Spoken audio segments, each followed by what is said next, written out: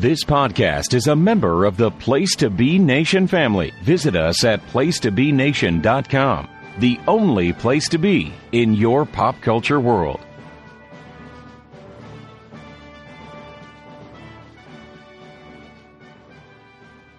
Place to Be Nation, Pop Experience. Welcome back to another new episode of Pop Goes to the Couch. I'm James Gruenberg alongside J. Arsenio D'Amato and Greg Diener. Guys, how are you both doing tonight? Awesome. It's a fantastic Saturday night as we're recording this. Yeah, John, how was WrestleMania? It was quite an experience. How was the rain? The rain was not too bad. After that first the delay on Saturday night, it was pretty much timed perfectly. We didn't surprisingly we didn't get wet at all after that first delay, and then Sunday it rained like all day, kind of like from like noon, and then stopped to, like exactly at 6:30 to 7. So it allowed us time to get there, and we walked up, and it didn't rain the rest of the night. So for all that rain you saw on TV, we barely got caught any of it. And that one delay was it was something different. It was a nice experience, and it didn't hamper during the shows. There wasn't much. So and just going forward, some of my compadres want to be protected from names to be protected for the innocent. So no names, please. But I have nothing to hide. I went and I had a great time. Well, you missed all the fun with vegan Batista. Yeah, so before we get into this episode, John, how did you like episode 3 called Breakaway for Mighty Ducks Game Changers?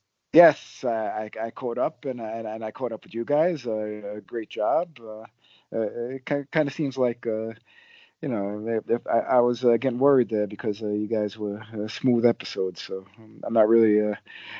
Some of the listeners may say that I should be terminated, but anyway, you guys did a great job, and I like the I like the whole dynamic with Evan trying to get Sophie on the team. I like how she put him in his place, where she said, "Listen, you're not such a hero. You're not just doing this. You're not helping me. You're doing it for yourself because you want me to be on the team to make the team better." So he's a typical guy, kind of like Grooney as an adult, trying to convince a woman, hey, it's good for you. You want this D? You need this protein. It's good for you.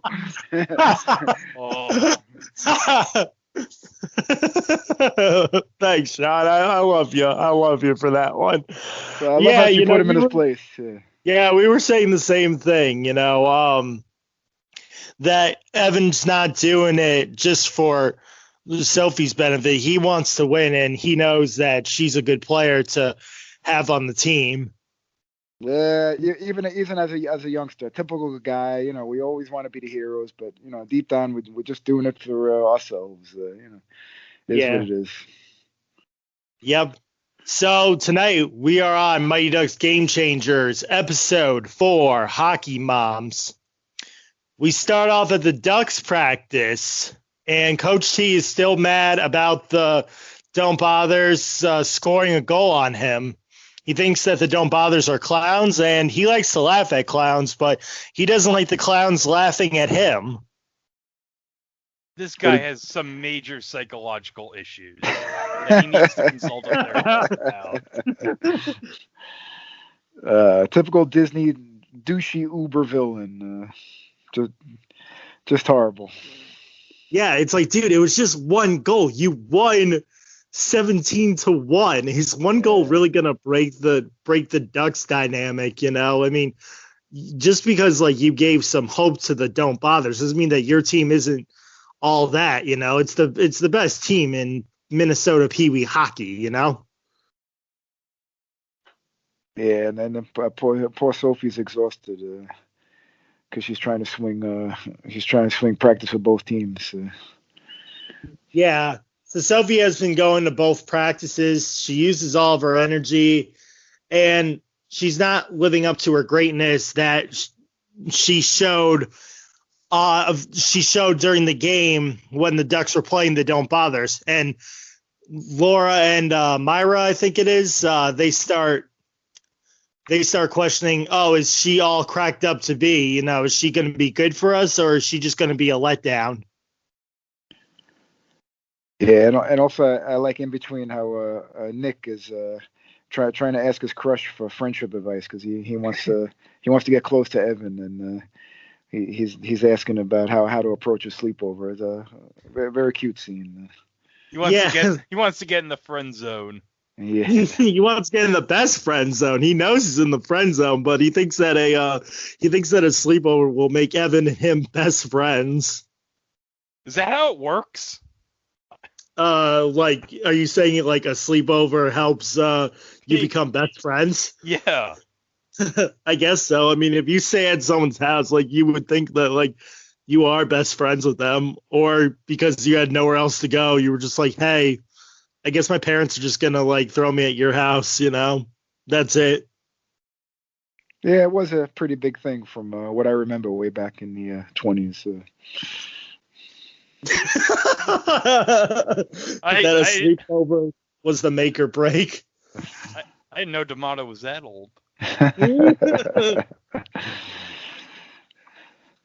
So we know that you guys to the punch. Yeah. Yeah. So we know that Sophie hasn't gotten her parents' permission yet, and we see what Sophie's lifestyle is. How her parents are just pushing their kids for greatness. We know that Sophie's brother is going to Harvard, and it's basically just what the parents wanted. They wanted their kid to go to Harvard, and he is on a French horn band scholarship, basically. That's a thing? Apparently in the Ducks universe it is. Yeah, and they're putting the pressure on her to get the old hockey scholarship the same way. So yeah, driven parents. Yeah. Yeah, so Ducks are the top team, so the top schools are going to be looking at Sophie from the Ducks team perspective, that these are some really great players, and going to the Don't Bothers will, forfeit all of Sophie's chances of getting into a really good school.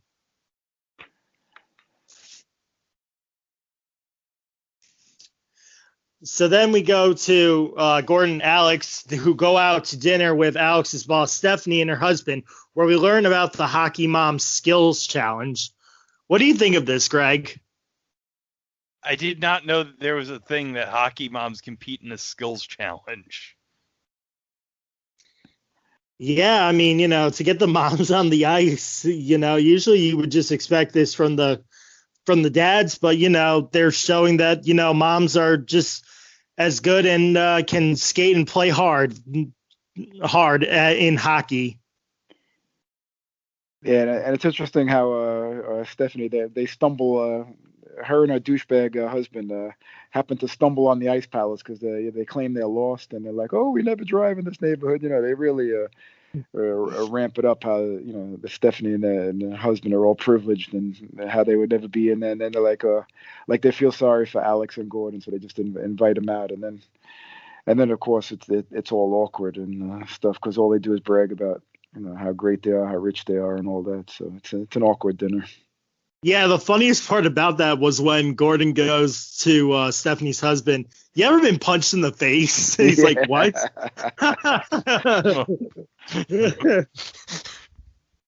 So then Gordon volunteers the Don't Bother moms to compete against the Ducks, the Duck moms, in the skills challenge.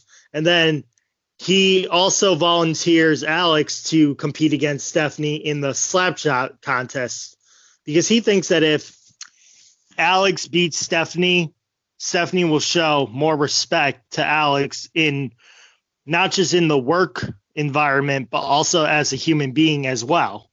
Yep.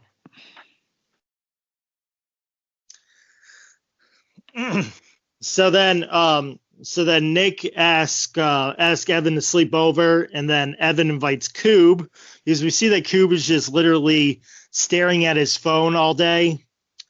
And then he's upset. Coob is upset because he let in all those goals. he let in all those goals. So Evan wants to invite Coob out for the sleepover because Coob missed out on going to the movies and, help Coob get out of his shell. Yeah, at first I think Nick was a little upset because he kind of wanted that hang time with Evan by himself, but eventually he was with it. So. Yeah, he was sure he wanted all that sweet Evan sleepover action himself, but he figured, you know what? It's kids. Let's keep it clean. No. Even I gotta say that. Even I gotta. It's sad when I gotta censor something, but. But also, Gruny, you missed a quick one. Not you missed, but they showed a quick scene where Sophie was forging the signature to join the Don't Bothers. Yeah. Oh yeah. And so she's still very nervous about telling her parents that she wants off the Ducks. I mean, yeah, Jay, we were saying that this is like Adam Banks. Sophie is like Adam Banks because his dad wants him to be the best. Oh, definitely, yeah. He throws a temper tantrum when Adam is kicked off the Hawks, and then when Adam is benched in D2, he says, "My dad's counting on me. There's scouts out there, My dad wants me to be the best." Yep, that's a good comparison. Yeah. So then we meet the moms of the Don't Bothers, and also Logan's dad, who had the line of the night. He says, "I'm here to start over, and I know that there are a lot of single moms out there." Yeah, he was laying it on heavy. The sad sack dad, depressed about he mentions his wife leaving him every 2 seconds, and we also get to meet Nick's two moms. Yes, we do. We get to meet that Nick has two moms, and they seem like nice people. Oh yeah. Yeah. But Logan's dad goes, "Yeah, my wife said she was working on blueprints. The blueprints were Bob." Oh god. Yeah. So we meet the moms, but I want your opinion on this because I found this to be very awkward. The moms of the Don't Bothers and Logan's dad, they all have identification pictures basically of whose kid belongs to what set of parents. And you really can't tell, you probably can't tell which parents belong to who. If you just say, "Oh, I'm Nick's mom," it's like Alex forgot who even plays on her team. She doesn't even recognize the other players except for Evan and Nick. So, the moms just have to show, "Oh, this is my kid." What did you think of that, Jay? Well, they made sure they gave each one of them a little intro and their little gimmick, the two Nick's two moms, obviously, and the Logan's dad gimmick, and the what was it, Maya's mom? They gave her the gimmick. She's always mentioning, how she was from the city, New York. So they gave them all something to identify them easy. Yeah, I just saw it as they're just showing the pictures. Oh, they're all so proud of their kids. They're all just proud of them playing hockey. It's like, oh yeah. Yeah, you do that hockey thing. Yeah, it was. Yeah. I was disappointed though. We didn't get to see Coob's mom or parents. I don't think. Did we? Right? No, they're probably too busy on their phones.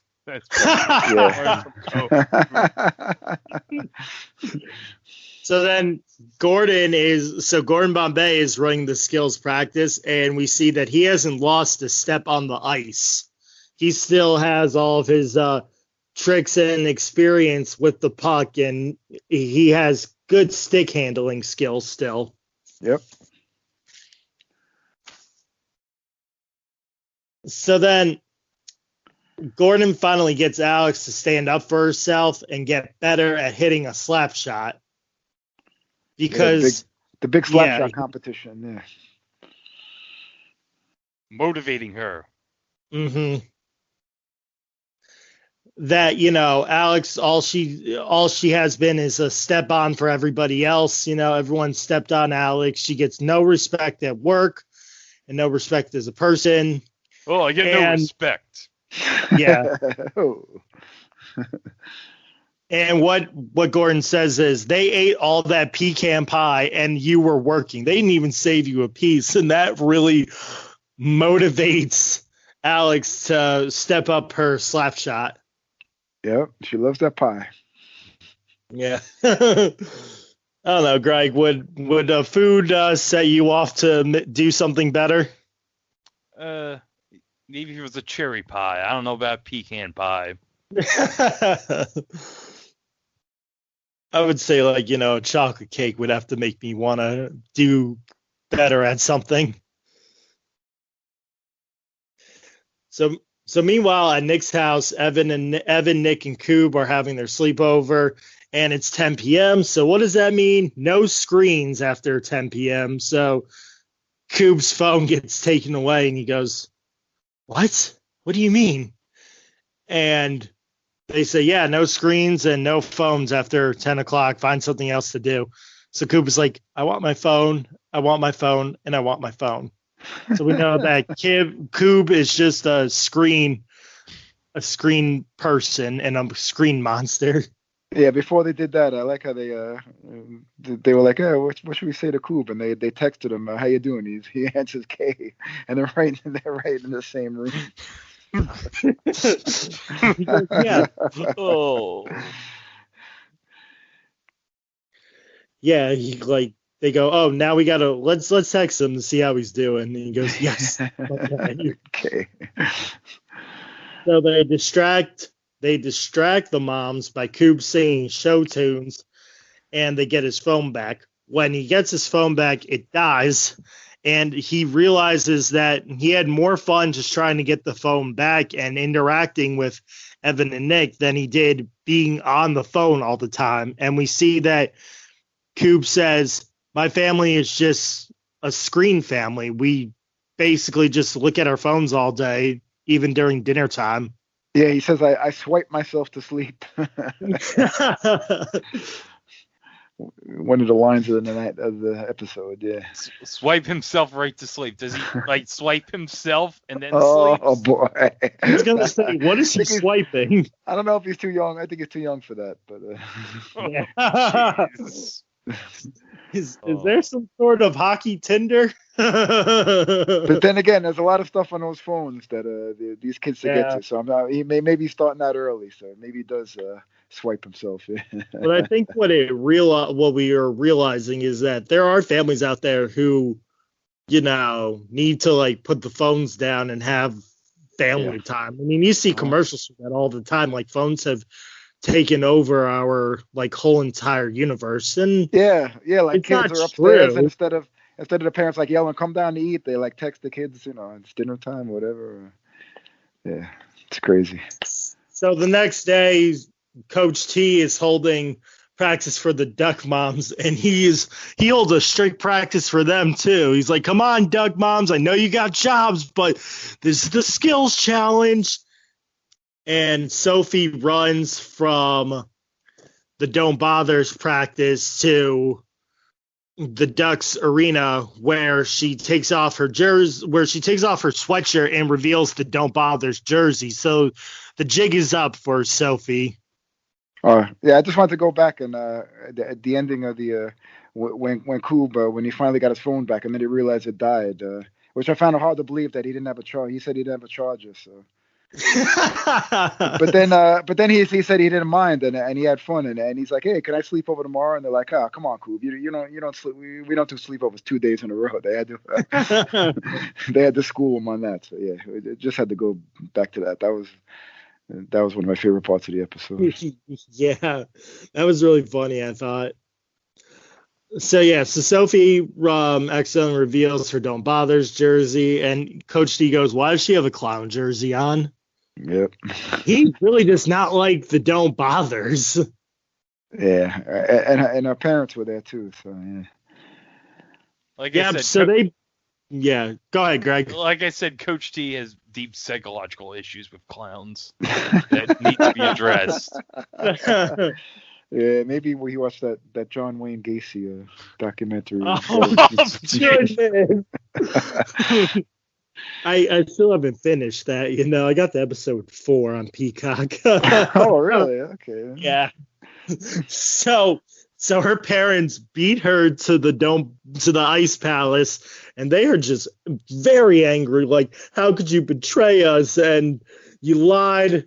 And she just flat out says, "Listen, I don't want to be a duck anymore. They're not fun. I don't have fun anymore being a duck. It's too intense." But her parents are just disappointed. So Sophie says, "Listen, if the Don't Bothers win the skills challenge, I can play for them. If not, I will continue being a duck." She has a lot of faith in the Don't Bothers moms that they're going to win this skills challenge. I thought it was a pretty good bet. Nah, I think she realized that was her only choice. That was the only way she was going to get her parents to go for it, and then just hope for a miracle. Yeah, so it comes down to Alex and Stephanie because the Ducks won the skating contest, but then the Don't Bothers come back with target practice win. So it's tied at 5-5. And Stephanie sets the score of the slap shot to 40 miles an hour. So she beats her own record of 39. Yeah, and Alex is only in like the 20s. She's only like 26 and 23. So then Gordon shows her the pecan pie, and that's where she gets her Fulton Reed anger on. And she just smacks that puck to 41 miles an hour. Yeah, food motivates everybody. Yep. Mm-hmm. Greg, what did you think of Alex's slap shot there? Oh, it was a very hard slap shot. Al Iafrate would have been proud of that. Oh, that's a deep pull. But then just so Coach T can put the Don't Bothers down even more, Stephanie's dad is recording, and he says that husband, Stephanie's douchebag husband, yeah. Alex's foot touched the line, it doesn't count. So Coach T says, the Ducks win by default and a technicality because Alex's foot touched the line, so the slap shot doesn't count. So Sophie loses her bet. But it's like, this is a skills competition with the players' moms. Who cares? Apparently Coach T does, Greg. Yeah, video replays everywhere. Yeah, we can't avoid it nowadays. Oh. So even Gordon goes to Alex and says, "I think Stephanie is going to treat you better and is going to treat you with respect and knows that you do matter." Yeah, and then Sophie's dad lets her join the Ducks after all. So happy ending, of course. Yeah. Yeah. So Sophie's dad, like John said, the parent. Well, it's more Sophie's dad. It's not even like Sophie's mom. The dad finally understands that his daughter is happier on the Don't Bothers, and he signs the permission slip. So Sophie is now a Don't Bother. So then Gordon invites himself into Evan's house with the rest of a pecan pie. And it seems that they're really trying to develop a relationship between Gordon and Alex. Oh, yeah, because you definitely saw that when he was teaching Alex how to hold the stick for the slap shot competition. Yeah, I noticed that too. And like Alex is getting those tingly feelings. Yeah, that's why. Yeah, and then he had to back off because it might have led to something.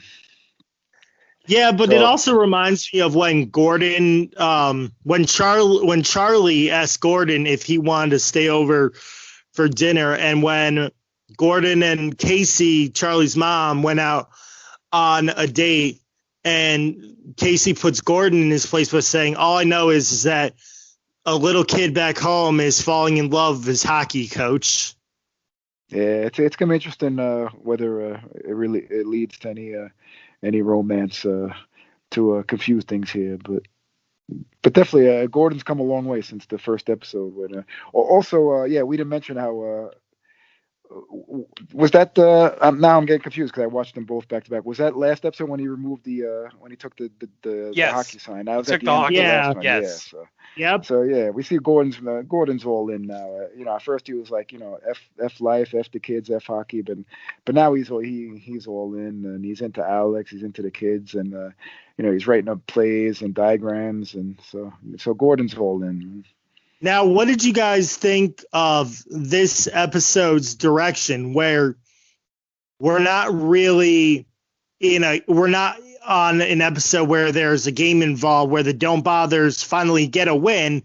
We go to this skills challenge, and we're working on Alex's confidence of being a coach, and more of character development, because Coob is finally coming out of this shell. Yeah, they're playing the long game. I mean, I guess we got 10 episodes, so this is only 4. So,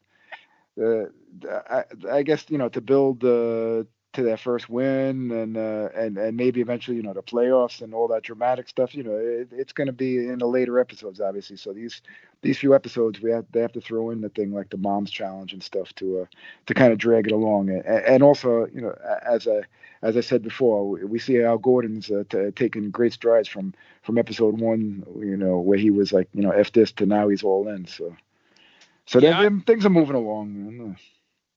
Yeah, I thought it was a good break because you had like the first game in the second episode, you had the second game in the third episode. So now you just need a little break from the action with the hockey. So I thought it was like a good change of pace. Yeah, and the weekly like the slow build to when they eventually either like they win their first game or something, something kind of dramatic. They got to build up to it. Yeah, so this is a little bit like a dramatic surprise, how Sophie wants to leave the Ducks, and we get that parent and kid relationship. Yep. Now, John, do you think, because me and Greg, we talked about this in the last episode, that they're not really focusing on the other characters like Logan, Laura, Myra, and Sam? We meet their moms, and it feels like they have more lines than the kids do in the episodes. What's your take on that? We still have the 6 more episodes to go, so maybe like one episode will be built around like Sam will get a lot of like background story, or one of the other girl, Myra, or so we'll see. They're building up there. I'm probably butchering one of their names. Yeah. Well, we got 6 episodes to go, so we've still got plenty of time for character development. Like we only saw like Sam as the bang up kid that the skate kid. That's all we know about it. Maybe we'll get to know him more. Yeah, and then what do you think of? What did you think of Nick's side story with Winnie and Coco Chad, John? That was I like how Gordon put him in his place. Because he wanted his worker back. Yeah, but also it was good to tell him not to lie to the girl, and Yeah, because lying is wrong. Yeah. Well, before we wrap it up here on Pop Goes to the Couch, John, do you have anything that you want to plug? Yes. By the time this is out, there'll be a momentous the mothership that started it all. Place to Be will be doing. It's already out. Royal Rumble '92. A momentous show. I could go hours and hours. One of my favorite shows of all time. I'm big on commentary. Bobby the Brain's one of my favorites of all time. So check that out. And also on that's on the PTB, the main feed, and also on the North South Connection. Extreme 3-Way Dance, the last episode with Justin and Jenny. And Greg, I want to give you props to your WrestleMania 2. Oh, thank you. Thing. I think that was amazing. Yeah, anything in the 80s, I'm going to be all in for, and I caught that, and that was tremendous. I can't get enough of WrestleMania 2, even though it's shit on by the younger generation as the worst WrestleMania of all time, yada yada. But not me. I get very WrestleMania 9 nostalgic. is well worse. All right, that's debate for another show. But yeah, but I loved it. Great job. Oh, thank you. Well, yeah, as the directors cut the WrestleMania 2 episodes up on the wrestling feed for It Was a Thing on TV, and this coming Wednesday, because it's Saturday, this Wednesday we're releasing 2 episodes. We're releasing its first episode is going to be on a game show pilot from 1989 from Mark Goodson Productions called TKO, hosted by Peter Tamarkin from Pressure Luck. So that's, yeah. And also we got, because we recently had the anniversary of the Titanic sinking, we reviewed a 1989 TV movie about the Titanic called SOS Titanic, which coincidentally also features Susan St. James. So, all right, you want to hear a joke? What did Susan St. James say when the iceberg hit the Titanic? Oh, George. Oh, George. Oh, George. George. Hey, he may not have any brains, but George still has respect for women. That's what. Well, besides this podcast, you can find me on the Place to Be Wrestling Network. I have a podcast called Extreme Resurrection. Me and Michael Cook will go back when ECW came back on the Sci-Fi Network in 2006 to 2010. We're on our way to SummerSlam. 2 episodes just dropped where CM Punk makes his debut in ECW and in the WWE. Kurt Angle comes back. And Rob Van Dam also makes his return after his 30-day suspension. So a lot going on over on Extreme Resurrection as well. Well, that's going to do it for this episode of Pop Goes to the Couch. I'm James Gruenberg alongside John D'Amato and Greg Diener, and we will see you next time. Great to be back, boys.